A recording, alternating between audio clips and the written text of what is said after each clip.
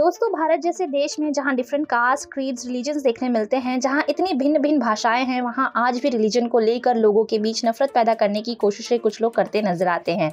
नफरत कितनी ही बड़ी क्यों ना हो, कहते हैं प्यार से उसे कम किया जा सकता है। और इसी नफरत को कम करने के लिए कई लोग म्यूजिक का सहारा भी लेते नजर आते हैं। इस देश में हम सभी को आज़ादी मिली है कि हम जो चाहे वो लॉ के अंतर्गत कर सकते हैं, फिर चाहे धर्म परिवर्तन की बात हो या इंटरकास्ट मैरिज की। लेकिन कहीं ना कहीं आज भी हमारी सोसाइटी में इन सभी बातों के चलते लोगों को टारगेट किया जाता है। ऐसे ही एक म्यूजिशियन हैं जिन्होंने हमेशा ही अपने धुनों से लोगों का दिल जीता है, जिन्होंने माँ तुझे सलाम जैसे गानों से ये साबित किया है कि हम सभी एक ही रूह से जुड़े हुए हैं, जिन्होंने भारत में ही नहीं बल्कि पूरे विश्व में भारत का नाम रोशन किया है, जिन्हें ऑस्कर से भी नवाजा गया है। हम बात कर रहे हैं लेजेंडरी म्यूजिशियन AR रहमान की। AR Rahman is one of the many artists who has a painful story of struggle and was climbed the ladder of success one step at a time. The Oscar winning is one of the very few who has actually put India on the global map in the world of music. However, besides his music, his conversion to Islam remains a topic of discussion even today. भले ही AR Rahman ने कितने ही hit songs क्यों ना दिए हों, दुनिया भर में भारत का नाम रोशन क्यों ना किया हो, लेकिन आज भी इनके धर्म परिवर्तन पर लोग सवाल उठाते नजर आते हैं। AR रहमान भले ही दिलीप कुमार के नाम से पैदा क्यों ना हुए हों, इनके दिल में तो बस इस्लाम ही बसता है। इनके पूरे परिवार के साथ इनके पिता के डेथ के कुछ समय बाद और इनकी फर्स्ट मेजर रिलीज फिल्म रोजा के पहले ये इस्लाम धर्म अपना चुके थे।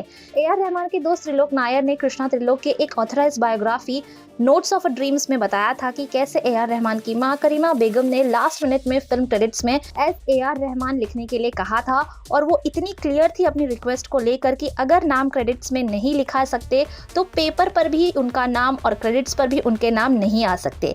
AR रहमान इस बात पर बिलीव करते हैं कि वो अपने बिलीव्स किसी पर थोप नहीं सकते। In an interview he was scene saying, "You can't impose anything. You can't ask your son or daughter to not take history because it's boring and to take economics instead or science. It's a personal choice." उन्होंने ये भी कहा था कि बहुत से लोग उनसे पूछते हैं कि क्या अगर वो इस्लाम में कन्वर्ट हो जाएंगे तो उन्हें सक्सेस मिलेगा, जिस पर रहमान चुप रहना ही पसंद करते हैं। According to him, it's not about converting to Islam. It's about finding the spot and seeing whether it presses the button in you. The spiritual leaders, the Sufi teachers taught me and my mom things that are very, very special. There are special things in every faith and this is the one we chose and we stand by it. कुछ समय पहले रहमान की बेटी Khadija को एक event में बुर्का पहने हुए देखा गया था, जिसके बाद खतीजा को काफ़ी क्रिटिसाइज भी किया गया था, जिस पर खतीजा ने खुद अपना स्टैंड लिया था।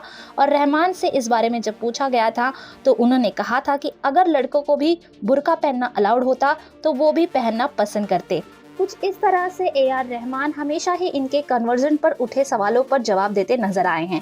आपका क्या कहना है हमारे इस स्टोरी के बारे में, हमें कमेंट सेक्शन में लिखकर ज़रूर बताइए। आपको ये वीडियो पसंद आया हो तो लाइक, शेयर, कमेंट करना ना भूलें। आपने हमारे चैनल टेली चक्कर को अगर अभी तक सब्सक्राइब नहीं किया है तो अभी कर लें और बेल आइकन भी दबा दें ताकि आपको सारी लेटेस्ट अपडेट्स और नोटिफिकेशंस मिलती रहें।